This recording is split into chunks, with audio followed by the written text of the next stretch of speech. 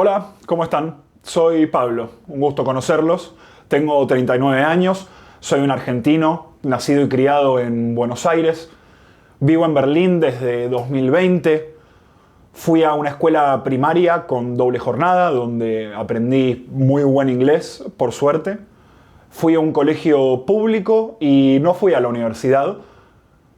De hecho, empecé a trabajar desde muy temprano y me independicé desde muy chico, a los 20 años. Toda mi vida trabajé en el mundo corporativo y en 2019 tuve la suerte de poder migrar con un buen trabajo. Mi trayectoria en ese sentido es bastante típica de la clase media latinoamericana. El migrar buscando la prosperidad y la estabilidad que por ahí no podemos encontrar en casa. Todos los años visito a Argentina o trato de visitar y siempre me sorprende cómo se van abriendo las brechas que separan las vidas que empezaron desde un lugar tan parecido. Doy un solo ejemplo. Otro miembro de mi familia también fue a un colegio privado, aunque no aprendió inglés. Fue a un colegio secundario público y tiene educación superior. Es técnico radiólogo. Él trabaja en el hospital público, así que tiene lo que debería ser un buen trabajo, pero a la noche tiene que salir a manejar un Uber para complementar sus ingresos porque no le alcanza para vivir solo. En algún sentido, su trayectoria también es típica de la clase media latinoamericana. El estar precarizado y el estar peor que sus padres, aunque tal vez tenga un mejor trabajo y mejores calificaciones. ¿Existe realmente una brecha de mérito entre él y yo que justifique la diferencia de nuestras suertes? ¿O estamos simplemente jugando a la ruleta? Parece que nuestras vidas se separan como las esquirlas de algo que explotó y ya no está más. En esta diferencia de trayectorias está el enriquecimiento de nuestra individualidad, la libertad de determinar nuestro propio destino. Pero cuando esas ideas de la modernidad se estiran hasta el paroxismo, hasta casi romperlas, se convierten en una imitación de sí mismas, en una especie de estafa. Nos quedamos solos, paranoicos, con remordimiento y con miedo. Hoy me voy a usar a mí mismo de caso de estudio para tratar de entender un poco mejor cómo es vivir en este capitalismo tardío. Bienvenidos a Fin de Época y de nuevo, un gusto conocerlos.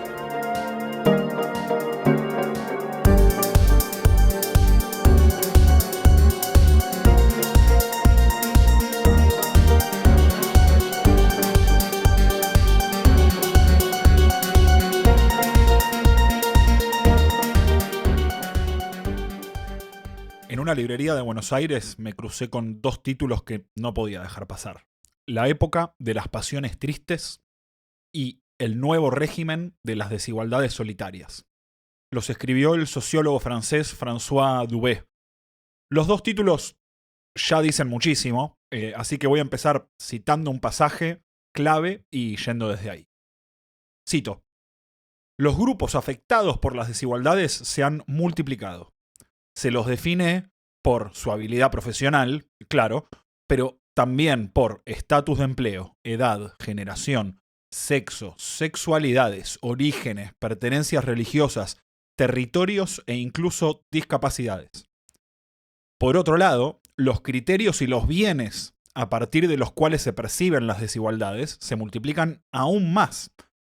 Se pueden medir las desigualdades de ingresos, de patrimonio, de consumo, de salud, de acceso a los estudios, de prácticas culturales y esparcimientos, de tiempo destinado a la familia, de movilidad espacial, social o profesional, sin olvidar el riesgo de ser discriminado y las desigualdades de seguridad. Todo eso sin contar las desigualdades mundiales que distinguen a las sociedades mismas. Fin de cita. nos pinta un panorama que marea. Nos explica que durante más o menos el siglo XX existía una desigualdad que configuraba un conflicto central, alrededor del cual se ordenaban todos los demás. Era el conflicto de clase. Dicho rápido, los dueños contra los trabajadores. Hoy, la nacionalidad, el género, la edad, la sexualidad, la etnia y la religión y muchos otros criterios contribuyen tanto o más que la clase a nuestra identidad, a nuestras ideas de lo justo, a nuestros reclamos y a nuestros agravios. Pasamos de un régimen de desigualdad de clase a un régimen de desigualdades múltiples. ¿Qué es el régimen de desigualdades múltiples? En un régimen así, las historias de los individuos, lo que vamos a llamar trayectorias, ya no se parecen unas a otras. A lo largo de cada vida, las ventajas y desventajas relativas de cada individuo se van acumulando y multiplicando, y resultan en historias muy divergentes. Si tus padres no tuvieron dinero para mandarte a un instituto de inglés, es menos probable que lo aprendas de grande. Eso te cuesta posibilidades académicas y laborales, incluso aunque hayas sido buen alumno. Esas diferencias de oportunidades se acumulan a lo largo de la vida y las instituciones que antes actuaban como niveladoras, hoy actúan más bien como filtros selectores. La escuela, en vez de enseñar, detecta a aquellos que tienen los medios económicos y la capacidad para aprender y se concentra en ellos. El trabajo antes brindaba puestos estables y formales para una variedad de calificaciones y daba acceso a un nivel de vida más o menos homogéneo. Era otro nivel de nivelación. Ahora encontramos un mercado laboral globalizado, fragmentado y precarizado que acentúa aún más las diferencias de trayectoria. Miremos el mundo del trabajo. Hace unas décadas era útil distinguir solo entre empleos de altos, medios y bajos ingresos. Hoy, cualquier análisis sobre el empleo que quiera entender algo tiene que tener en cuenta otros criterios. Como mínimo, el grado de formalidad, el grado de estabilidad y el grado de autonomía de los empleos.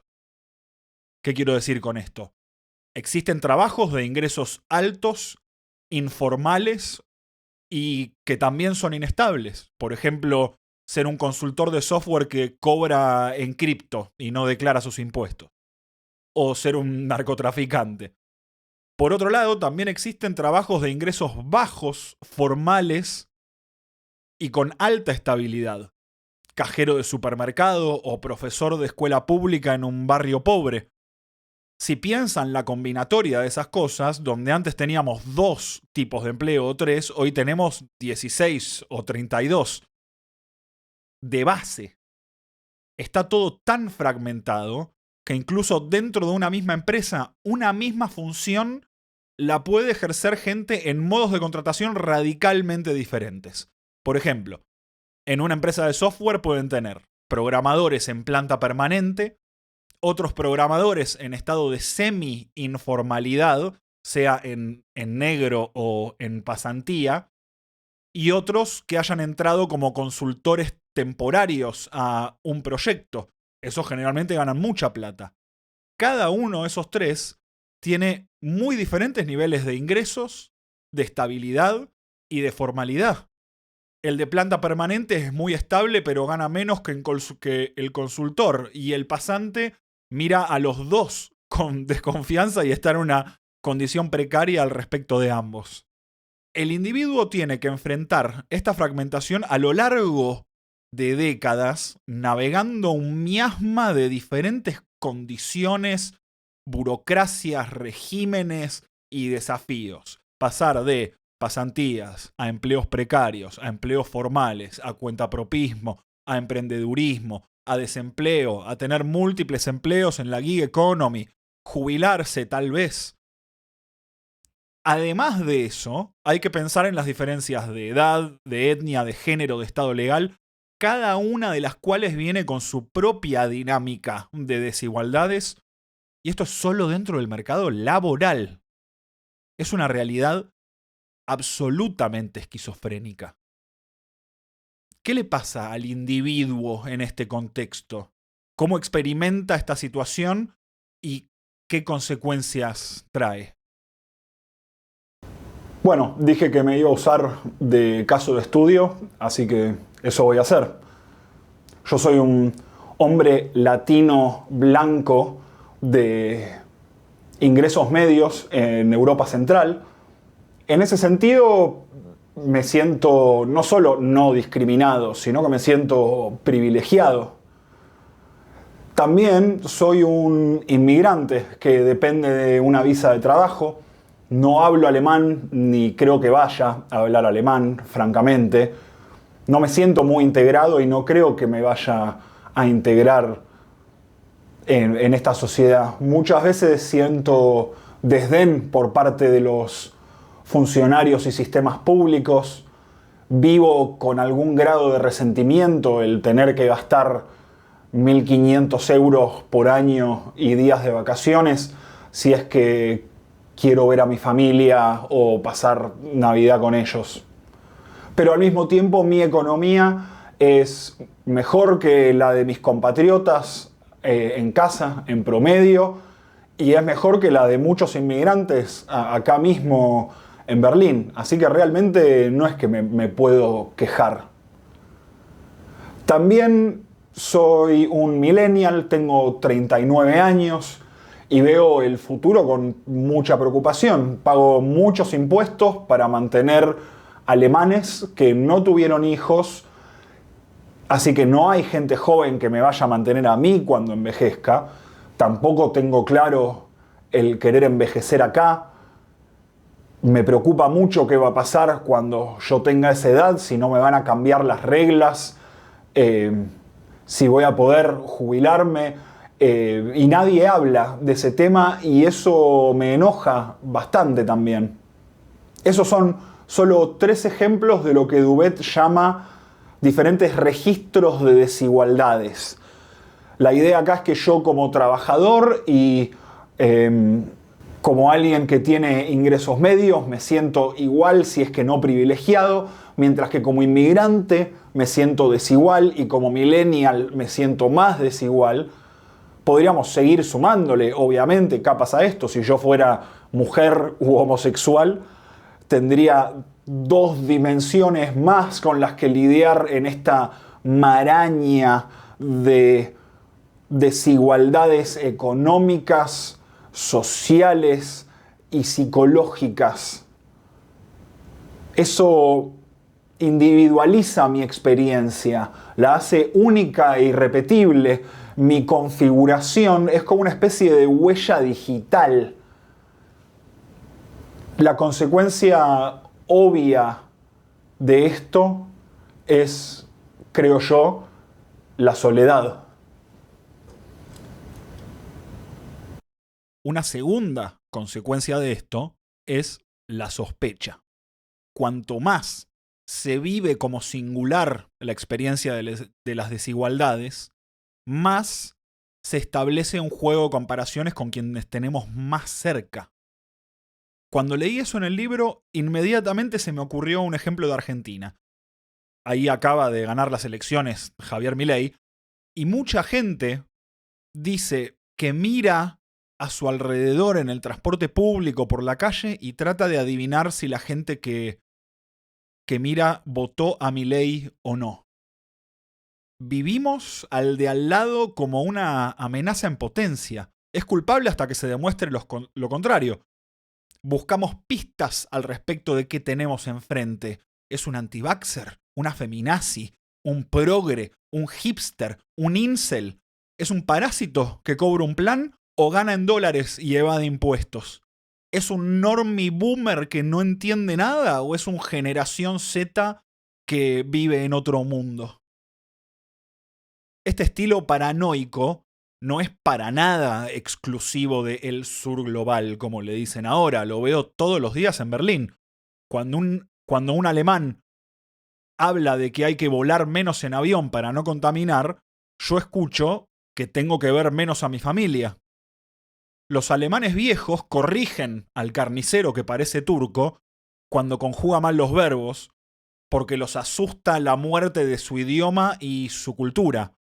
Pero el carnicero que parece turco es tan alemán como los viejos que lo corrigen. Su familia está acá hace 3 generaciones y su mal alemán es culpa de la escuela, no de él.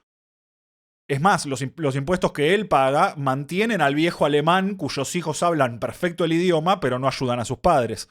En Alemania se defiende a muerte el cierre de plantas nucleares y se llora cuando aumenta la cuenta de luz. Se apoya a Ucrania yendo a la marcha, pero se llama a la policía cuando los refugiados deprimidos se emborrachan en la esquina. La sospecha es tan cotidiana como en cualquier otra parte, incluso con las bondades de un estado de bienestar que recién ahora empieza a traquetear. Una tercera consecuencia para el individuo es la responsabilidad personal y eventualmente el remordimiento.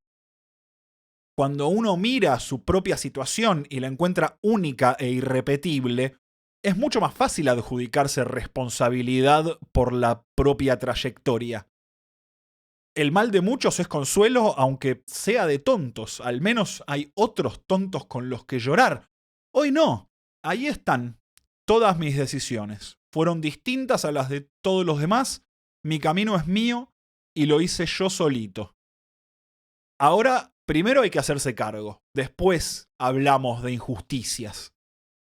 En esto hay un encastre perfecto entre las desigualdades múltiples y las ideas de la meritocracia, la competencia capitalista y la responsabilidad individual.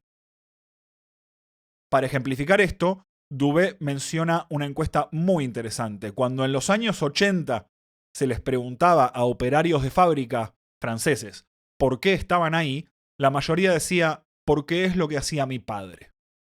Cuando se les pregunta hoy por qué están ahí, la mayoría responden, porque no presté atención en la escuela. Percibimos que tenemos más control sobre nuestra vida porque nuestra trayectoria es única, pero en realidad tenemos menos control que antes. Soledad, sospecha, remordimiento. No es muy alentador. Y estamos en un enredo terrible, porque las desigualdades múltiples destruyen nuestra capacidad de percibir y de actuar contra las desigualdades económicas de gran escala, las que realmente hacen del mundo un lugar invivible. En sus entrevistas con la gente común de Francia, Dubé descubre que hay una brecha muy grande entre cómo percibimos las desigualdades y su escala. De hecho, la relación es inversa. Mientras más cercana y pequeña la desigualdad, más se la percibe y más molesta. Entendemos racionalmente que es indignante e inviable que el 0,1% de la sociedad se lleve la mayoría de la nueva riqueza que se genera. Entendemos que no recibimos los frutos de los incrementos de productividad y tecnología. Pero la cantidad de plata que tienen los superricos es una abstracción. 1.000 millones de dólares son un número en una computadora. Al final de un día largo, no te duele la propiedad concentrada ni los paraísos fiscales. Lo que realmente nos molesta, nos agota y nos enoja son las desigualdades que tenemos con nuestros vecinos, con nuestros jefes y colegas, con el que vive en un barrio mejor que el mío y no lo roban, con el que me discrimina, con el que cobra un beneficio que yo no y trabaja menos, con el que no habla mi idioma, con el que resiente que no hable su idioma. Aunque todo este elenco no sean los verdaderos culpables, son los que tenemos a mano. Freud hablaba del narcisismo de las pequeñas diferencias. En un régimen de desigualdades múltiples, tenemos infinitas pequeñas diferencias sobre las que depositar todo nuestro narcisismo. Los que se hayan quedado hasta acá, por ahí tienen suspenso al respecto de para qué lado va a disparar esto, porque, seamos claros, los instintos que despierta el vivir esta situación son oscuros y conservadores. Hay un deseo visceral de retirarse, de cerrarse, de volver hacia atrás, de frenar. Es natural y también es peligroso. No se puede ni se debe volver atrás. Estamos pasando por un proceso fundamental de la modernidad que nadie controla y que vamos a tener que, en igual medida, resistir, transformar y acompañar. No queda otra. La globalización va a mutar, pero no va a frenar ni retroceder, porque es un hecho técnico, no social. La globalización son los ferrocarriles, los satélites, los cargueros transatlánticos, los aviones, los cables submarinos. Esas cosas no se van a ir a ningún lado, y si se fueron es porque explotamos todos por el aire y esta charla no tiene sentido. Las cosas no se desinventan. Tenemos que pensar en un mundo con este estado de desarrollo tecnológico, no otro. La clase media global no va a hacerse más pequeña, al menos no sin hambrunas y millones de muertes. La miseria bajó mucho en todo el mundo porque miles y millones de personas entraron a un estándar de vida que muchos en Occidente consideramos lo mínimo indispensable. La miseria que existía financiaba nuestro estilo de vida del siglo XX. Ahora hay que encontrar una manera de contener a todos. Por último, si las diferencias de género, raza, sexualidad e incluso nacionalidad hoy se piensan como identidades políticas, no es porque antes estaban integradas y felices, sino porque estaban violentamente silenciadas. Que tengan voz es bueno. Vivir en una sociedad libre y abierta donde todos nos pensamos iguales es para mí un valor fundamental, no es negociable. Pero eso tiene consecuencias políticas con las que tenemos que lidiar porque en la democracia gobierna la mayoría y es nuestra responsabilidad construir mayorías. Esto no es una crisis temporaria, es la modernidad misma. No podemos dar vuelta a la globalización, no podemos expulsar cientos de millones de la clase media global. No debemos achatar nuestras diferencias con violencia para lograr una cohesión forzada. Pero ¿cómo lograr cohesión en un mundo de individualidades aisladas por las desigualdades múltiples? Me encantaría decirles que tengo alguna respuesta ingeniosa a esto o alguna gran idea, pero la verdad es que no. Dubet dice que en este régimen de desigualdades múltiples nos consolidamos en movimientos sociales y políticos de un solo miembro. Cuando leí eso me sentí muy identificado y hasta personalmente atacado un poquito, porque ¿qué es este canal sino un movimiento político de un solo miembro? ¿Qué es nuestra participación en las redes sociales sino militancias unipersonales? Realmente me da algo de miedo y vértigo alinearme y comprometerme con un movimiento o algo más grande que yo. Y si todo sale mal, y si la cagan, después hay que o defender los errores y convertirse en un fanático o aceptar las críticas y que los propios te digan traidor. Es un ciclo tan viejo como la modernidad y ya me cansa por adelantado. Cuando leí el título de este libro, La época de las pasiones tristes, realmente sentí que me metían un dedo bien en la llaga, porque yo sé que en otro momento mi disposición y la de muchos otros en esta red y haciendo podcasts e incluso en Twitter hubiera resultado en participación política activa, construcción de un movimiento, compromiso.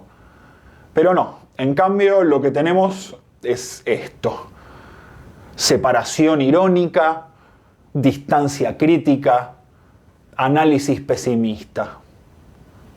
Es muy solitario y egocéntrico todo esto que hacemos. ¿Quiénes somos para andar pidiéndoles a ustedes que dejen likes, subscribes y horas de su tiempo, que aprieten la campanita para saber cuándo sale el próximo fin de época? No tengo un mejor tratamiento, no tengo una gran idea, mis ideas están realmente muy verdes. Veo a mi generación, en vez de construir lo próximo, crear un océano inabarcable de contenido al respecto de lo mal que está todo, y me parece realmente muy trágico. Pero espero que a medida que vaya avanzando este nuevo mundo que se nos va viniendo encima y que podamos tener tiempo de entenderlo y comprenderlo, vamos a poder encontrar alguna manera de empezar de nuevo a hacer política, porque realmente tenemos que empezar de cero, ¿eh? Mientras tanto, vamos a seguir desde acá tratando de contribuir a entender el mundo tal cual es, que no es poco, junto con ustedes. A los que les quiero agradecer un montón, porque más allá de todo lo que acabo de decir, hacer este canal es una de las cosas que más disfruté hacer en mi vida, es de las cosas que más me enseñó, es un proyecto hermoso y está solo porque algunos de ustedes están ahí del otro lado quedándose hasta el final de los videos, dejando comentarios y motivándome muchísimo a tratar de hacer siempre algo un poquitito mejor. Muchas gracias. Felices fiestas. Esto fue Fin de Época y espero que les haya gustado. Un saludo.